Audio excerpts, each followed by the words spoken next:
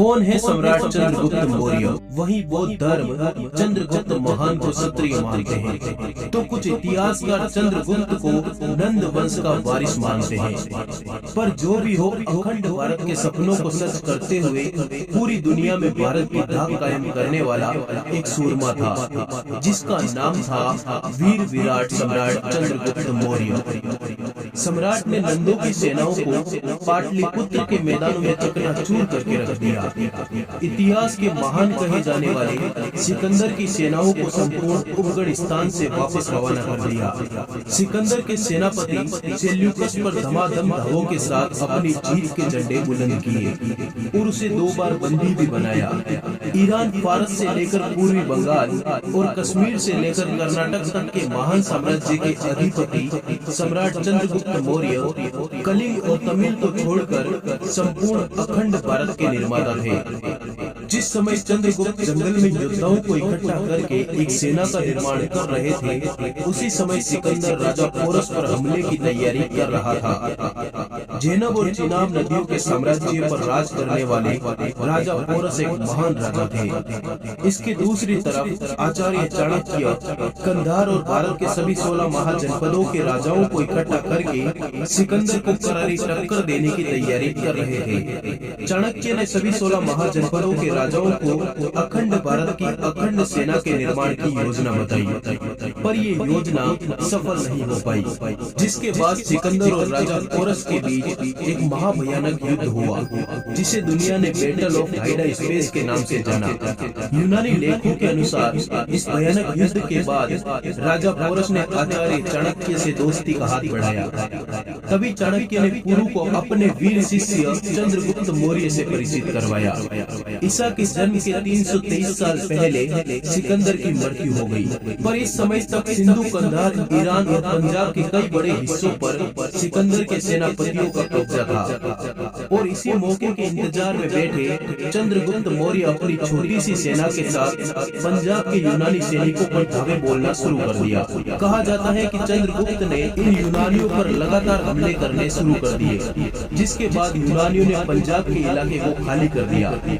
इसी के बाद संपूर्ण पंजाब पर चंद्रगुप्त मौर्य का शासन स्थापित हो गया। इतिहास में इस घटना को चंद्र राज्य रोहण के नाम से जाना जाता है। पंजाब को जीतकर चंद्रगुप्त मौर्य पंजाब के राजा बन चुके थे और चाणक्य प्रधानमंत्री बन चुके थे। यही अपनी पहली जीत के बाद चाणक्य ने अखंड भारत का बिगुल फूंका और इसी के साथ वीर विराट चंद्रगुप्त मौर्य ने पंजाब में एक शक्तिशाली सेना की स्थापना की। इसी महासेना के साथ 322 ईसा पूर्व चंद्रगुप्त मौर्य ने मगध की राजधानी पाटलिपुत्र पर सीधा हमला कर दिया। इस महायुद्ध में नंद वंश के राजा धनानंद का वध कर दिया गया। इसी के साथ वीर विराट चंद्रगुप्त मौर्य ने संपूर्ण पाटलिपुत्र पर अपनी विजयी पताका फहराई। यहीं से मौर्य वंश की शुरुआत के साथ चंद्रगुप्त मौर्य का राज्याभिषेक किया गया।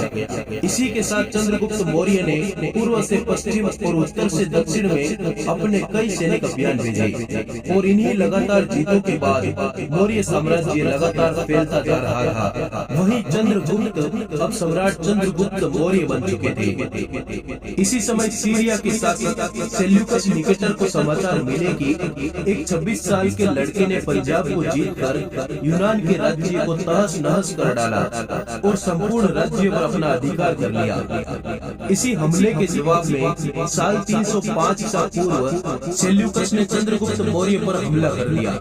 इसी हमले में चंद्रगुप्त मौर्य ने सेल्यूकस की सेनाओं पर ताबड़तोड़ धावा बोला।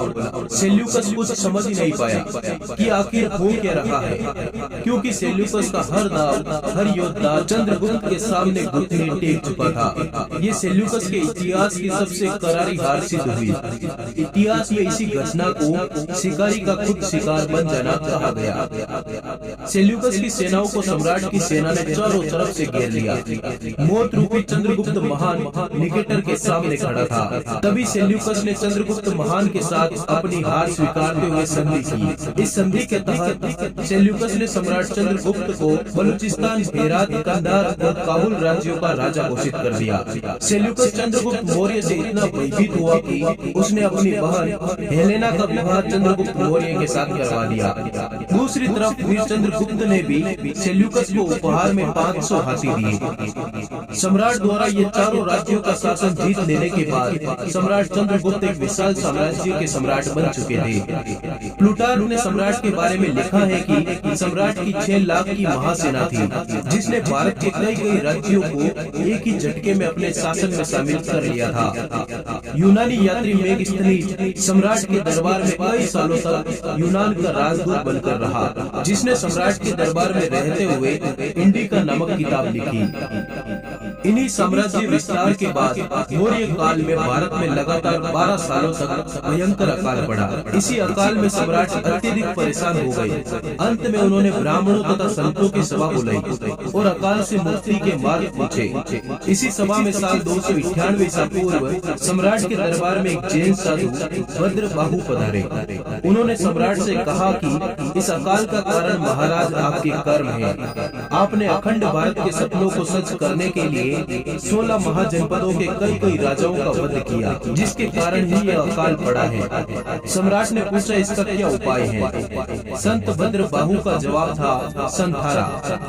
संथारा का अर्थ था राजपाट छोड़कर गुप्त स्थान पर भूखे प्यासे रहकर अपनी अंतिम सांस तक अपने इष्ट आराध्य का ध्यान करते रहो। इसी के साथ साल 298 ईसा पूर्व सम्राट चंद्रगुप्त मौर्य ने जैन मुनि भद्रबाहु से जैन धर्म की दीक्षा लेकर अपना राजपाट अपने पुत्र बिंदुसार को सौंपते हुए संथारा व्रत के लिए कर्नाटक के जंगलों की तरफ निकल गए। इस तरह से सम्राट ने अखंड भारत पर एक छत्र शासन स्थापित किया, लेकिन वे दक्षिण भारत के कलिंग और तमिल को कभी नहीं जीत पाए। पर इन्हीं सम्राट चंद्रगुप्त मौर्य के पोते सम्राट अशोक ने अपने दादा का सपना पूरा करते हुए अंत में कलिंग विजय कर लिया था। धन्यवाद दोस्तों, जुड़े रहिए।